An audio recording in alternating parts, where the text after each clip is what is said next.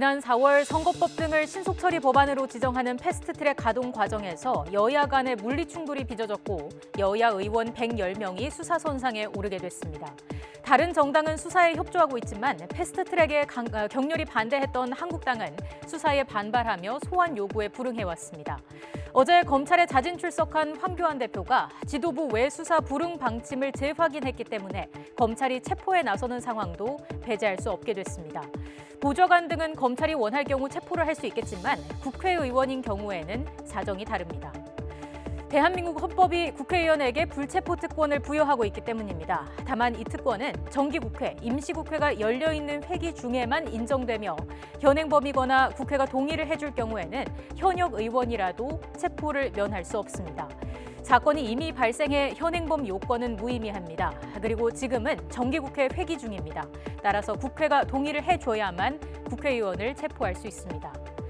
회기 중 국회의원에 대한 구속 또는 체포영장이 발부되면 그 전에 국회로 체포 동의 요구서가 제출돼야 합니다. 이후 국회의장이 본회의에 이를 보고하고 보고 후 사흘 72시간 내에 표결을 통해 의결이 돼야 합니다.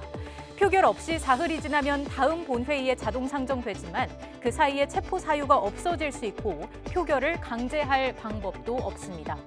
의결에는 제적 과반 출석과 출석 과반의 찬성이 필요하고 표결은 무기명으로 진행됩니다. 역대 국회에 제출된 체포동의안은 재헌국회 이후 현재까지 모두 62건입니다.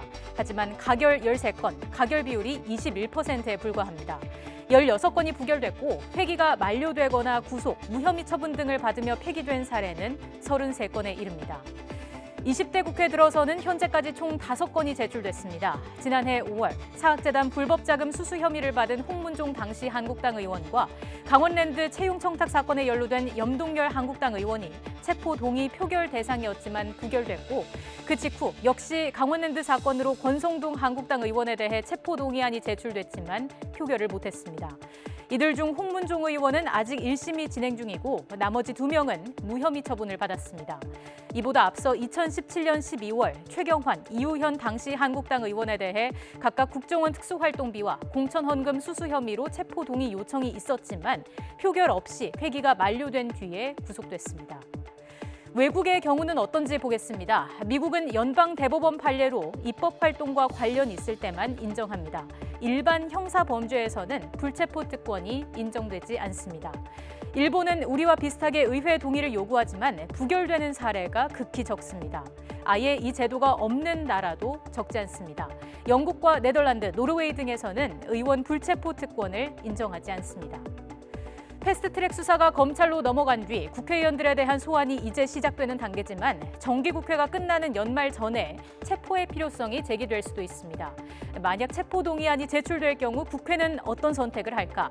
과거 관행에 비춰보면 체포동의안이 제출되더라도 가결 확률이 높지 않지만 그 어느 때보다 국회의원의 특권을 내려놓으라는 요구가 강하게 표출된다는 점이 변수가 될 것으로 보입니다.